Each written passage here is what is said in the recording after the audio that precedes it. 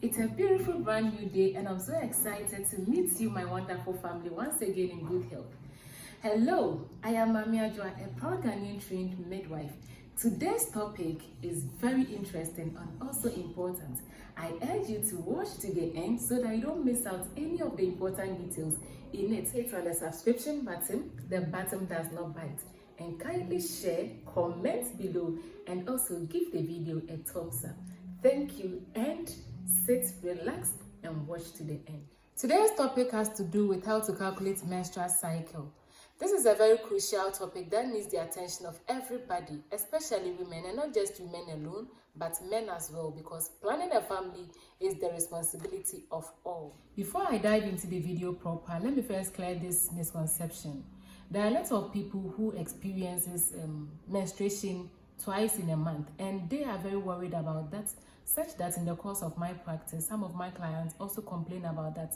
If it is not about how to calculate their menstrual cycle, it's about the fact that probably within a month, maybe from the beginning to the end, they experience blood flow twice, of which majority of them, all it has to do is about their length or the menstrual length that they have naturally, and then few of them probably they might be experiencing a medical or gynecological issue. Let me draw your attention to the fact that menstrual cycle length isn't about how many days you experience blood flow, like how many days your menses flows. So it's not about the 3 days, the 4 days, the 7 days, the 5 days that you experience a blood flow, but then it starts from the very first day you see blood till a day before your next menses begins. Please take note, a day when you first see blood until that day before your next menses begin. Now let's talk about what a normal menstrual cycle length is. A normal menstrual cycle length ranges from days 21 to 35 days.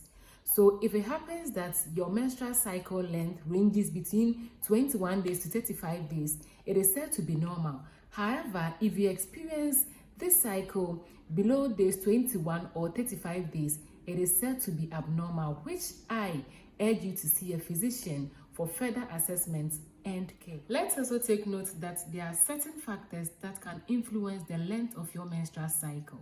For instance, food, medications that you are taking when you are anxious or when you are being stressed, the change in environment, and many other factors can cause a change or can influence the length of your menses. Please take note that you could experience a regular or irregular menstrual cycle length. For instance, there are people who actually experiences maybe 21 day cycle or length within a whole year, but there are other people out there who don't tend to experience such that they could have maybe 28 days in August, and then in October they will calculate and then get about 35 days, of which this person is said not to have a regular menstrual cycle.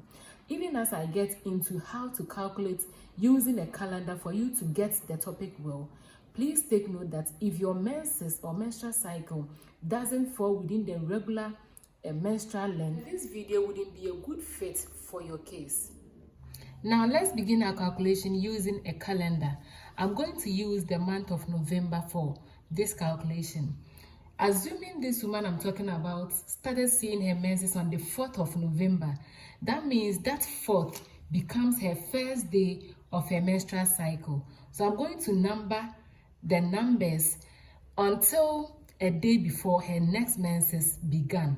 So 4th becomes day 1. 1, 2, 3, 19, 20, 21, 22, 23, 24, 25, 26.